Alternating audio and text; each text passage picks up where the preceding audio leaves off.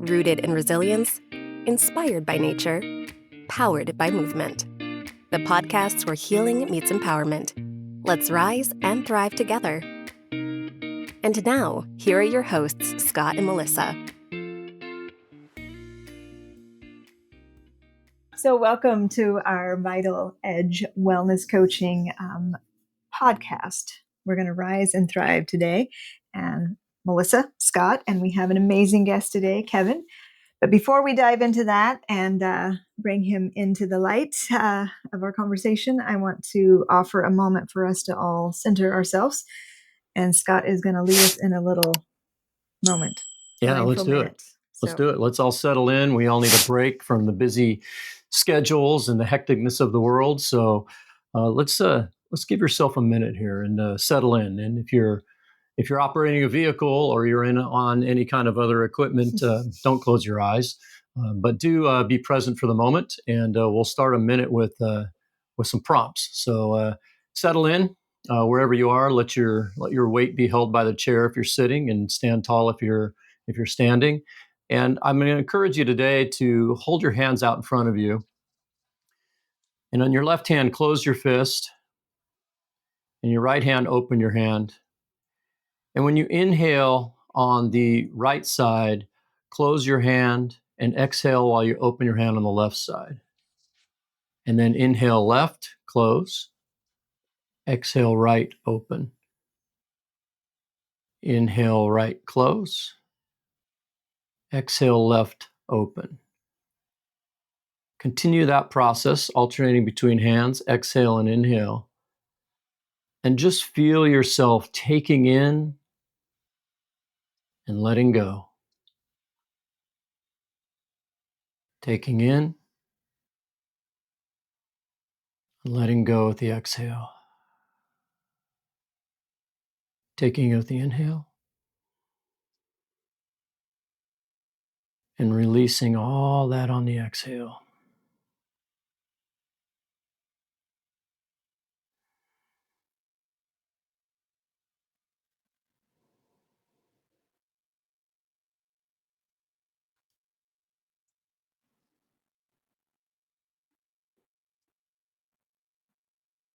As you do this, just recognize this is what life is.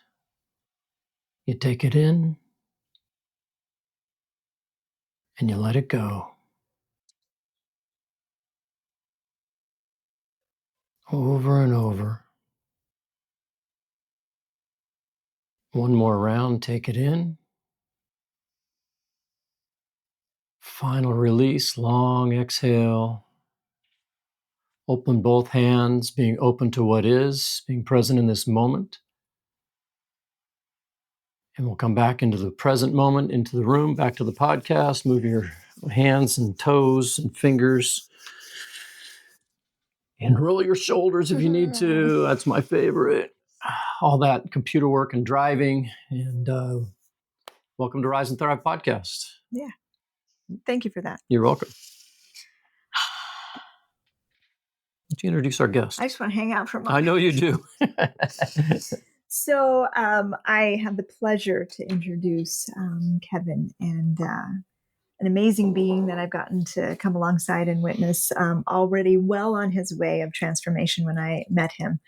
And so today, just something that's been inspiring, and what Scott and I wanted to bring to the community and build this community is this journey that we're on, and this capacity that we have to rewire our brains and choose differently.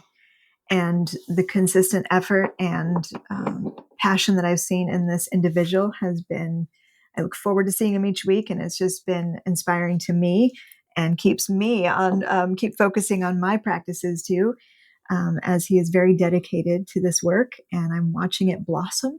And so I want to offer him space and time today to share this, and I'm sure many of us will be able to relate and be able to be inspired today by his journey of where he was and where he is today and where he's going. So I want to hand it over and welcome you. So thank you, Kevin. Thanks. Yeah. Tell us a little bit about yourself. Yeah. So I'm 47. I work in the accounting department at a dental software company.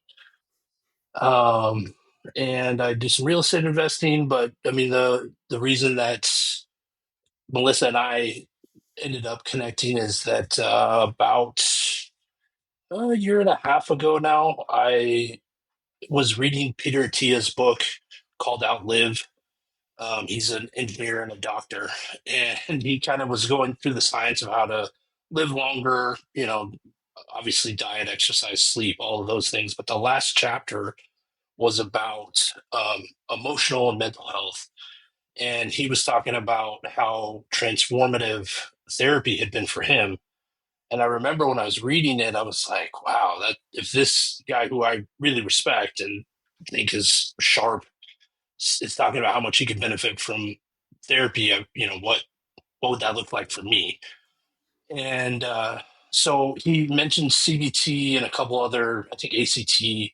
So I was Mm-hmm. like Googling those and trying to figure out one of the things I like to talk about mental health stuff now because I do think even though it is more of an accepted topic, there is still some of a stigma. Even me, when I first started feeling kind of like defective or what's wrong with me, and you Mm-hmm. go to mental health, you go to a therapist when you're in crisis Yeah. Mm-hmm. versus now I see it more as like, you go to the gym. You don't go to the gym after you get diagnosed or have a heart attack.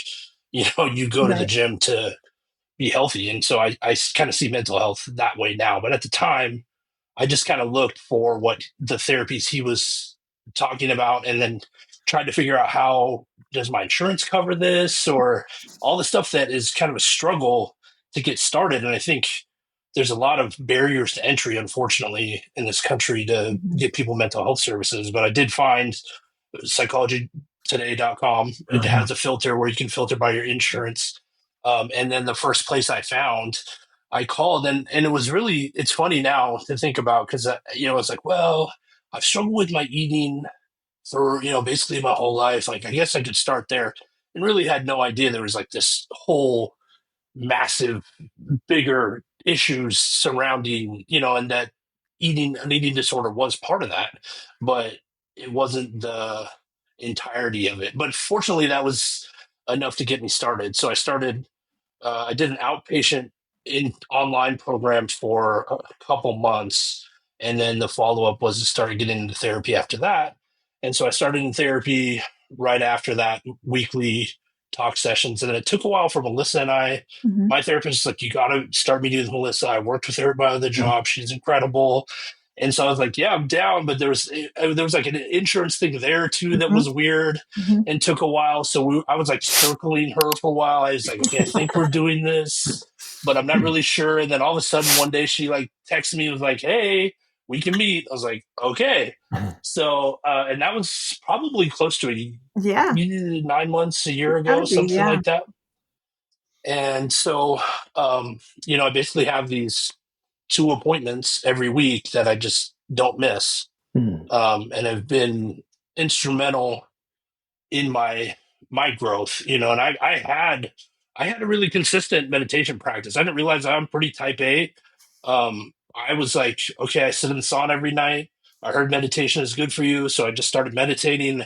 The James Clear habit stacking from Atomic Habits. I was like, I'm just going to Mm-hmm. start uh, meditating in the sauna every night, and so I had a consistent practice for probably a decade. But it was really once I got in therapy and I started to see how I could take those skills and apply them to being more mindful and some of the interventions and therapies that we were doing. And I remember Melissa actually the first session we met, I'm walking in there like, okay, she needs to tell me how to lose 20 pounds. I gotta come in here next week. I have to be down some weight. And her first thing she said was, the only thing I want you to focus on this week is to let go of the need for results. And I was like, Why am I wait a here? minute. Yeah, this Releasing pause. the This attachment was to the outcome. Yeah. right. I was like, Yeah. that was the reason I came here. Like the whole Yeah. reason that I'm here is Right. to figure out how to get results. Mhm. But that actually wasn't and the funny thing about that was that because it wasn't like she, the lights shined on her and the music got, and it was like this poignant moment. It was just like, her feedback in the session. But then I couldn't stop thinking about it. And everywhere I listened to things or was consuming stuff, this idea of letting go kept coming up. And I actually had this like weird vision of like a kid, like a little kid, and it didn't look like me, but I thought it was me Mhm. in the caves, like in Harry Potter, like when Dumbledore and Harry, spoiler alert if you haven't read it yet, but when they're chasing after the Mhm. Horcruxes and they're in these caves, like I saw, and this kid was like clinging to the rocks. I was like, that's me and how I live my life now. Like Yeah. I'm not in a safe space, but I want to stay here because I know this place. Yeah. And the idea of letting go was not so much just about the results and how am I going to get down, 20 pounds or 40 pounds or whatever. It was more about how do I become comfortable releasing control over everything. And so that was really that's been one of the biggest pieces of therapy for me. Sorry, that was a really long Oh no, Oh, story. really I'm good. getting tearful. I'm just remembering all Mhm. that and Yeah. being able to watch how you've just progressed, and yeah, it's been awesome. Kevin, you Mhm. said something about, I wrote down linkage, but you talked about these connectors. I don't remember Yeah. exact words, but can you talk to me a little bit about those specific moments between what was and what you were discovering, those links, and how they worked to put you on the journey toward this transformative path? Yeah. I don't know that I have a great answer for the links because, I think Melissa even said in our last session, like Rumi says, when something about the path, when you take the step, the path will appear, whatever, Yeah. like it Mhm. has felt very much like that for me, Mm. where I don't feel like I have a great plan for what's Mhm. happening. I'm just now more open to whatever Mhm. comes my way and being able to. I had this thought, I think I told Melissa a couple of weeks ago. I had this thought that I thought was so good that I must have osmosis stole it from someone else. But the thought was it's better to learn to ride the wave than to try to control the ocean. And I Googled that, so I don't think anyone else said it. So maybe I did come up with that, which would be pretty cool. But that is sort of where I'm at in my life now, where I think before I was trying to control the ocean. Why that was so meaningful to me was like that is a super Mhm. futile task. Attempt, yeah. The enormity of the ocean to try to control that, but that's essentially what I was doing in my life. I was trying to control that, and instead, now what I'm trying to learn to do is to just ride the waves. So Well, and you're not alone, right? When people realize, like, we try to control with all our, even when we put some tools in place, we think we've got an end in mind. Like, if I do this, then I'll get this.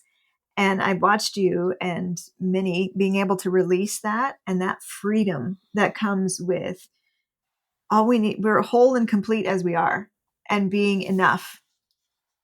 And that feeling, those patterns that got ingrained as survival modes throughout our life, as we get into these years where we're able to recognize more patterns in ourselves and we can see this, we start to see, I don't want to be like this.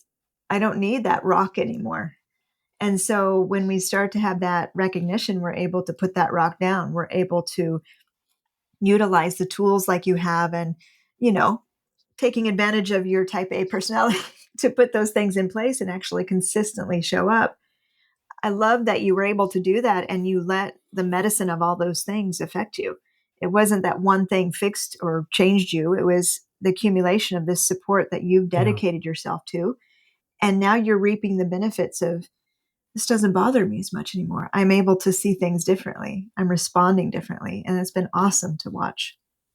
yeah, and it's still not like there's Sunday my garage door broke, the garage door opener broke, and I couldn't get out of the house, and I had a meltdown. So it's not like I'm not trying to make any claims like, oh, I'm this perfect Zen master now. Like I had the meltdown with the best, but afterwards it was good because I could see, oh man, I had a ton of anxiety around this feeling of being trapped and not being able to get out and go to this grad party that I was supposed to go to, but I was able to then see that. And I remember the thought I had was, I can't believe I used to live like that. Mhm. I Yeah. can't believe I used to exist like that with that much anxiety, stress. And I remember a friend of mine said at one point, he was like, yeah, I didn't tell you about this thing, 'cause I didn't want you to get overwhelmed. I know how you get when you get, I remember thinking like, what? Like, I don't get overwhelmed. But in retrospect, he was 100% right. Like I had very little ability to handle difficult circumstances. And when Mhm. things in my life would get hard, I would just lose control, and I would just get overwhelmed very easily and shut down. So Yeah. And now you've got that skill and yeah, we're all on the journey, right? But that moment that you had on Sunday was that reminder that that's part of our wiring, but the response you had was so different, right? So you were able to right. see it and be that observer that a lot of these mindfulness practices and things that you put in place, that's what it helps us do, to not take things personal, to not get consumed in those Yeah. waves, right? Yeah. Back to the ocean. Yeah. Right. I like to talk about seasons in my life and how I'm not the same person I was in my 20s and 30s and 40s.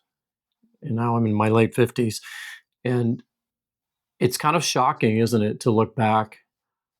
Like you had that moment where you're like, no, I don't get overwhelmed. But then you go, wait, I'm the same person, but I'm a different version of that person. And for me, and I'm asking you a question in all this, is Mhm. where does persona come into this? Where does it be? I'm letting go of that persona, and now I'm leaning into that persona. And what does that mean for you when you consider those? Yeah, that's kind of an interesting question because in therapy, I keep saying I feel like I'm becoming a better version of myself, but therapy speaks like, oh, don't like they want you. We should feel like we are complete and we're enough as we are, but to me, it's a positive thing. I feel like Mhm. my skill set now and the way I can navigate life now is so much better than when I was in my 20s and when I was in my 30s and even early 40s. Like and that's seems like that's how it should be. I feel like we Yeah. should be constantly Evolving. evolving and Yeah. getting better. Yeah. It's like I feel now like I'm, as far as like my relationships and my communication style, it's so much better now. I've never been better at the things I do in my life than I am now. And I'm not as athletic. Maybe I'm a little slower mentally than I used to be, but as far as my ability to execute, it's not even close how much better I am. And that is largely a result of this work and being able to create the space to just kind of slow down and to sort of exist instead of living such a chaotic, reactionary based existence. Mhm. Did you So, find yourself trying to craft your life and now you lean back and kind of let it show up for you? Is that what I'm hearing? yeah, I mean, craft is probably really nice way to say it. I just kind of like crammed stuff into my life Yeah. that I thought would be helpful, Yeah. without very little foresight. I remember when I was like getting my master's, I just didn't know what to do after school, and all my friends were getting their masters. I was like, well, I guess I'll just do that. It was like there was no Mhm. Mm, thought. I was really disconnected from who I was and what I thought was important, what I mm, liked, what I mm, wanted, mm. and so I just kind of did whatever seemed to make sense to me at the time. Yeah. So, Yeah, I'm almost like, here's another podcast topic. I'm like, Mhm. I want to add to what you said about like in counseling or in our work. It's like we want to in the yoga world too, is like we come from that place of wholeness and being complete and enough already.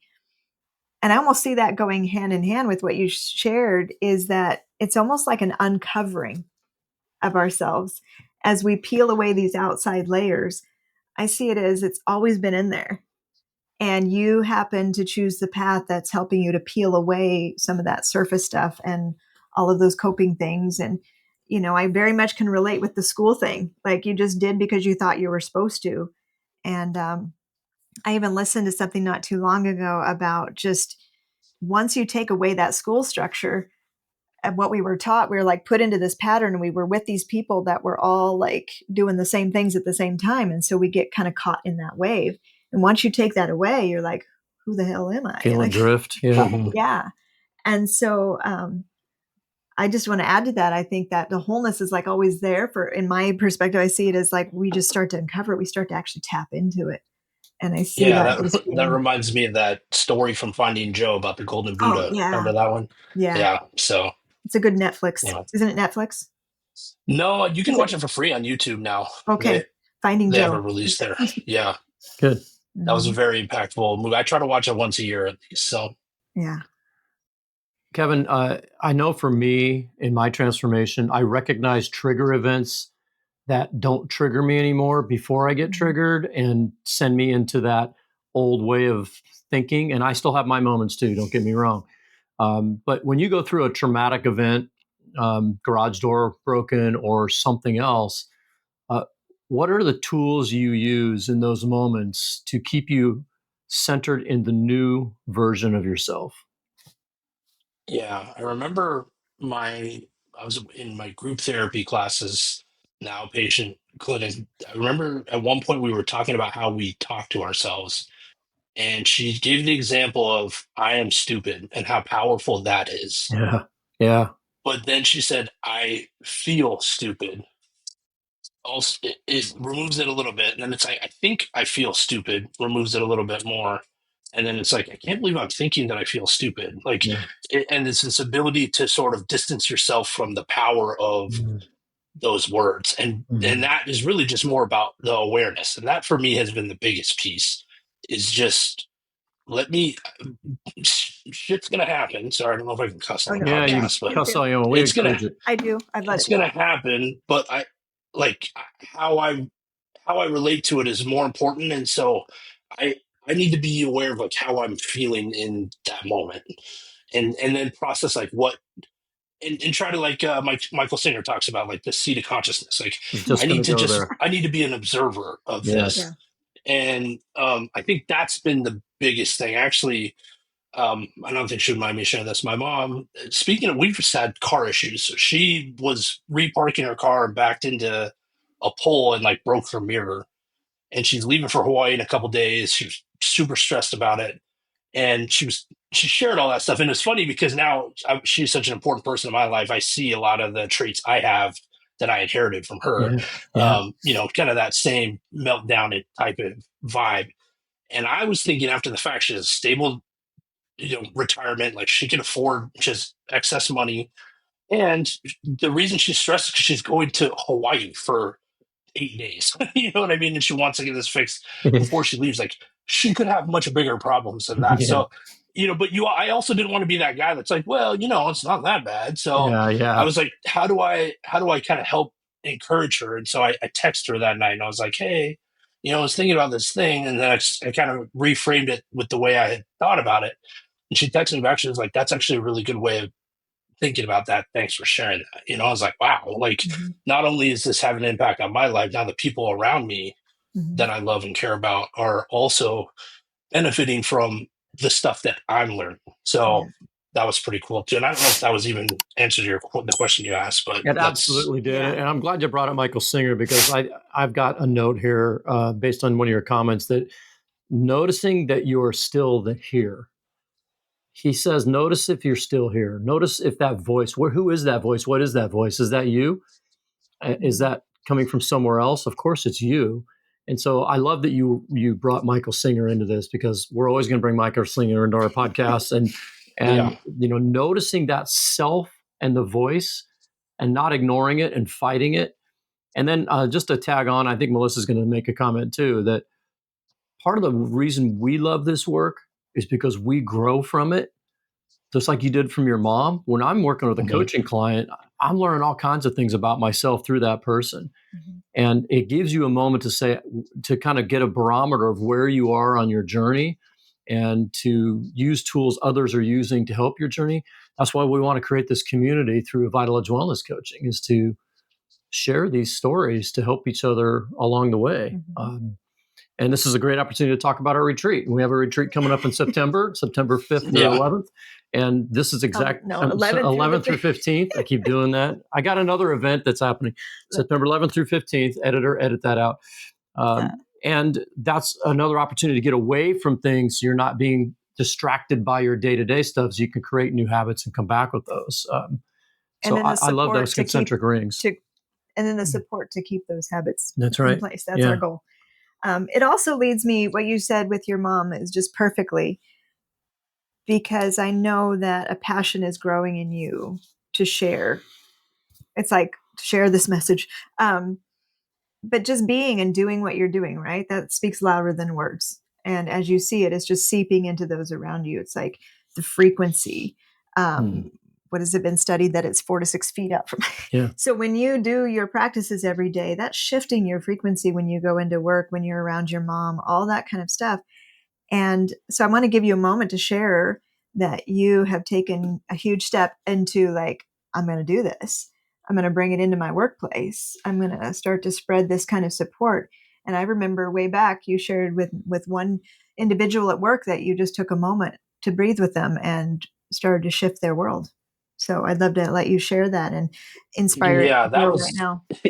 yeah, and she is awesome. She eventually started building her meditation practice into when she put her daughter to sleep.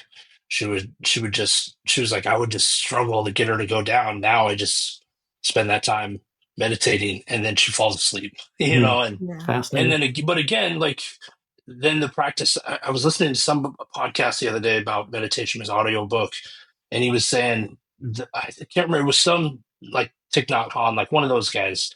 And he was saying, meditation practice is all about building up your practice and then it falling apart, and then building up your practice and falling apart again, which was encouraging because, you know, I, I hesitated, like feeling like I was enough, like I to be able to start sharing it at work. Um, John Kabat-Zinn, I'm sure you guys are familiar with him. He, in his master class, he said, "Yeah, he's like, you shouldn't talk too much about your meditation practice till you have some experience, like maybe like 30 years or so." And he was kind of joking, Yeah. but like it did sort of feel that way. I mean, I've had a almost daily practice for a decade, probably at least. And I still feel like an absolute beginner in most arenas. So it was a little intimidating for me to start the practice, but I see a need for it. I mean, I think in this country, not to be too, but I think this country in general has become very reactionary. And I think it's showing itself politically, and especially, and in how we relate to each other, and that tension that's created, I think, is really unhealthy for the country in general.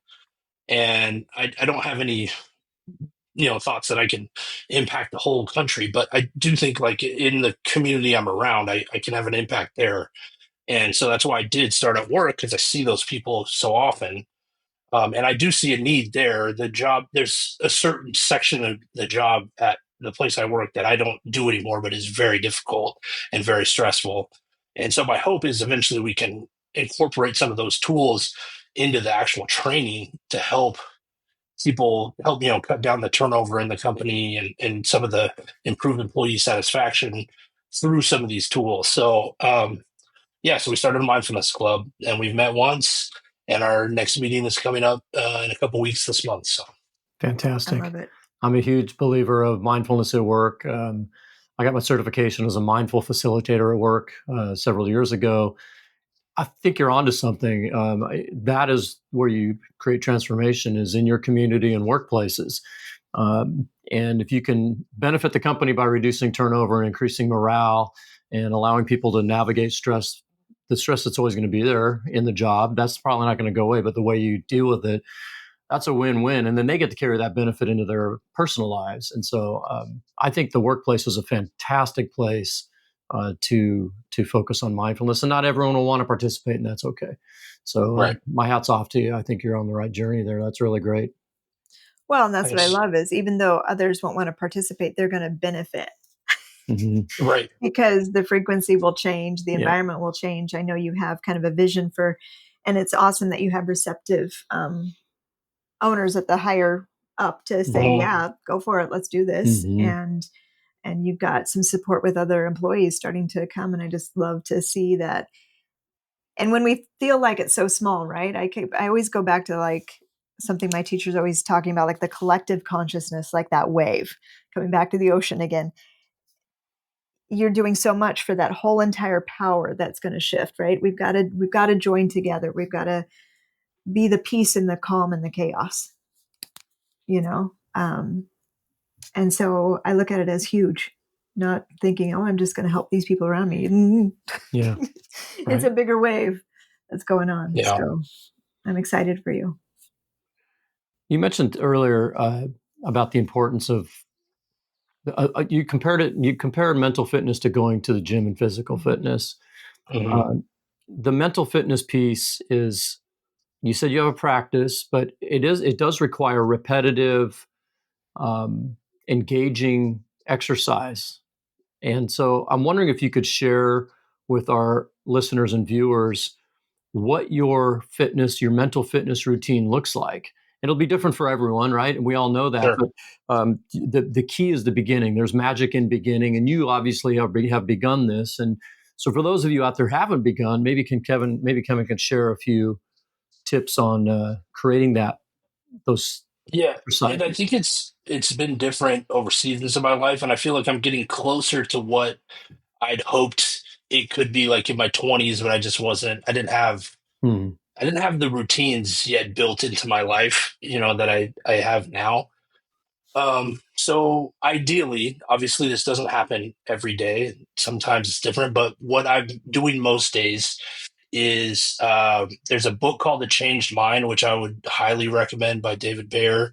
Um, and I read that maybe a year-ish ago, and he has a morning routine in there that has been super helpful. I just spend the first couple minutes writing about whatever's going on, whether it's more of the stuff that I'm struggling with, that I'm frustrated about, that kind of the harder things. And then I write at least 10 things that I'm grateful for.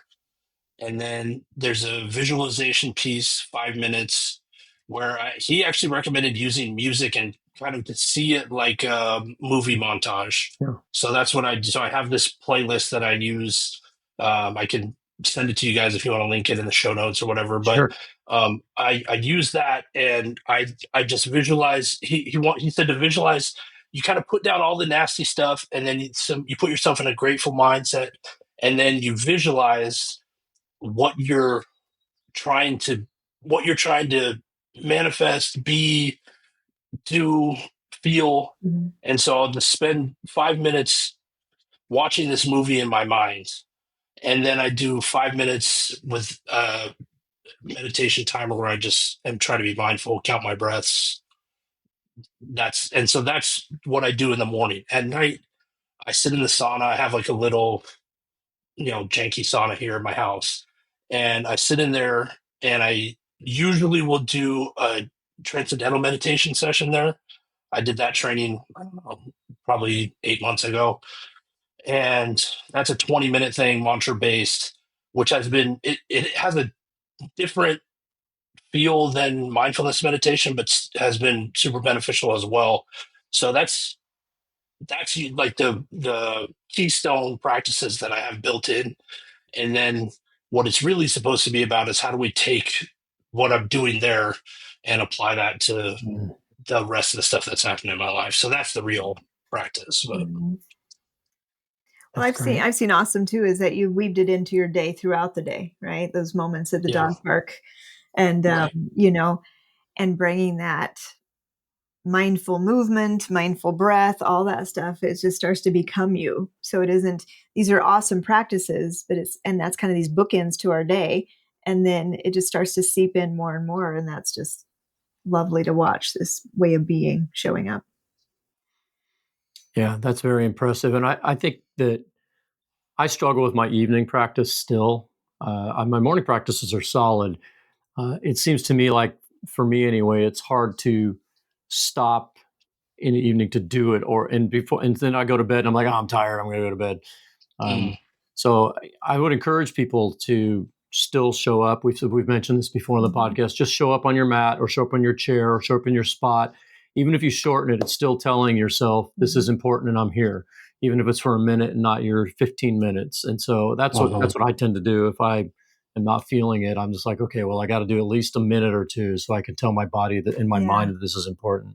Yeah, it's that neural wiring that even if you just take a step on the mat or you go into that place that you usually do it, like the sauna, right? Yeah. That just now your body knows. Just even the preparation of thinking about it, your body starts to shift internally. So it's pretty awesome. Pretty good work. So your self-talk sounds like it's changed. Definitely. Yeah. When you have that old pattern show up, do you have a trigger that are you using a breath, or are you saying, nope, that's not me? What do you do in that? I'm always fascinated by the micro moment and how we lose those micro moments or we win by those micro moments. So how are you capturing that micro moment? And I think that's been the biggest challenge still. Like and I think what you're saying there, you're fascinated by that. It's like, that is the key to me, is those micro moments. So when I win them, a lot of times it's the awareness. My therapist calls like a flashlight. It's like a flashlight's getting brighter and the ray is getting wider, but it's the quick awareness of like, oh, why am I thinking that? You know, when I lose those, it's a lot of times I'll make excuses for why I'm going to do this anyway, because now I'm aware of it. Yeah. I'm like, well, still though, like we should. Wow, I can resemble that remark.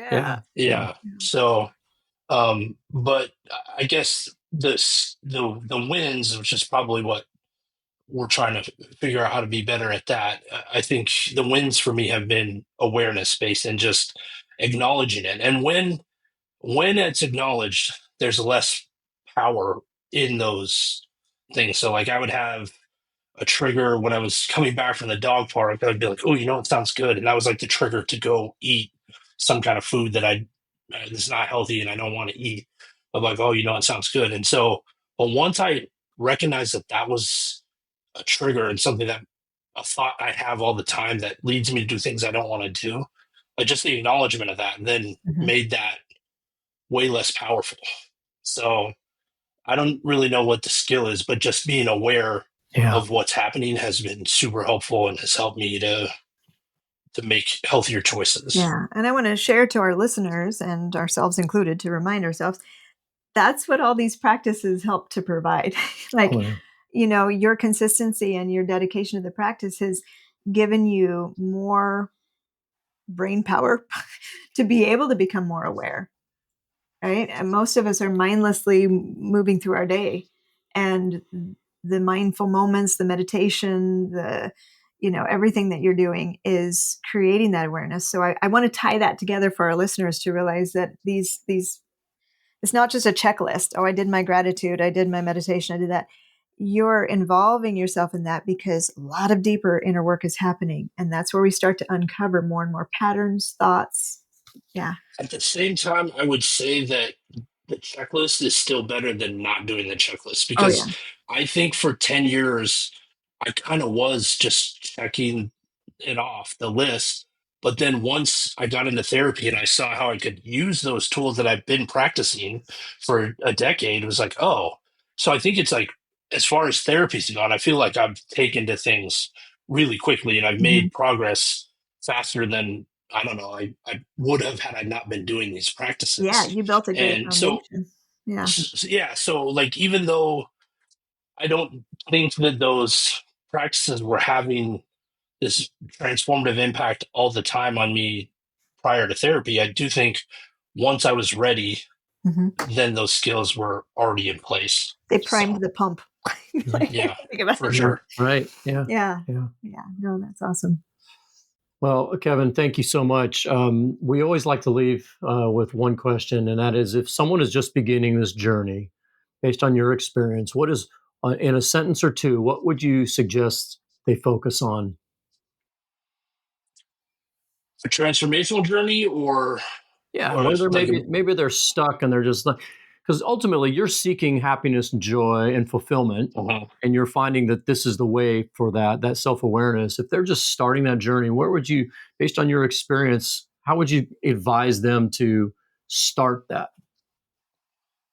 I think it's been super helpful for me to have other people help me. And I think that as a culture, I would like to see us shift and see mental health as more mental coaching and allowing people the space to talk about. I mean, I just see it everywhere now. I'm like, oh, this person's emotionally blunted, and like I wish they felt the freedom to express themselves Mm-hmm. in a way that would be healthy instead of bottling up like I did. And so I would say the big thing is get in therapy. I mean, that's for Yeah. me, the, because that has led to all the other stuff. Because I was reading all the books. I mean, I read 20 books a year for the most part, and majority of them are self-help, how to be better type books. So, I mean, I was doing all of that work ahead of time, but I do think there's a benefit in having other people's perspectives and having people that are invested in my growth and that will take time to think about what's best for me. That's been super helpful. So I don't, and like I said, like it is difficult. The barrier to entry is higher, but there are databases on the internet that will help link you to resources based on your insurance income, whatever. It will help you find those things, but it is hard because it's also facing your, this is not one or two sentences, sorry, but it's That's also fine. about facing things in your life that are uncomfortable and that you've Mhm. been avoiding for a long time. Yeah. And part of, I don't know how many times my therapist has been like, well, and push back on something. I'm like, yeah, that's right. I'm not being honest with that. So yeah, so for me, having outside help has been the game changer. Yeah. Well, of course, we agree with that. As coaches, we think it's super Mhm. important that people have a neutral outside sounding board, someplace to be seen and heard and to be able to talk freely about what's on their minds. And I think to your point earlier in the podcast, when you mentioned this country and our society and what's happening now in today's kind of environment, we need to be able to be seen and heard, and we need to be able to reflect back what we hear and help people on their journey. And I think you're doing great work in helping be part of that solve. And we really appreciate you being here today. And Yeah, we'll have you thanks. back. We have talked that we'd like to do some panel discussions, and I can see you'd be a great fit for some of those. So, folks, you'll see Kevin again on Rise and Thrive. And in the meantime, we really appreciate you being here today, and thanks for sharing everything. Yeah, thanks for having me. Thanks, Kevin. Okay, well, that's it for us today. We'll see you at the next episode. And in the meantime, keep rising and thriving and take care of yourself. And don't forget to take care of others as well. Namaste. Thanks for joining us on this episode of Rise and Thrive. If you're ready for a deeper reset, join us for our upcoming wellness retreat in Mexico, September 11th to 15th. It's the perfect opportunity to recharge through movement, mindfulness, and connection. Visit VitalEdgeWellnessCoaching.com to learn more. If you found this episode valuable, please subscribe, leave a review, and share it with someone who could use a little more rise and thrive in their life. Follow us on your favorite platform to stay inspired. And until next time, keep rising and keep thriving.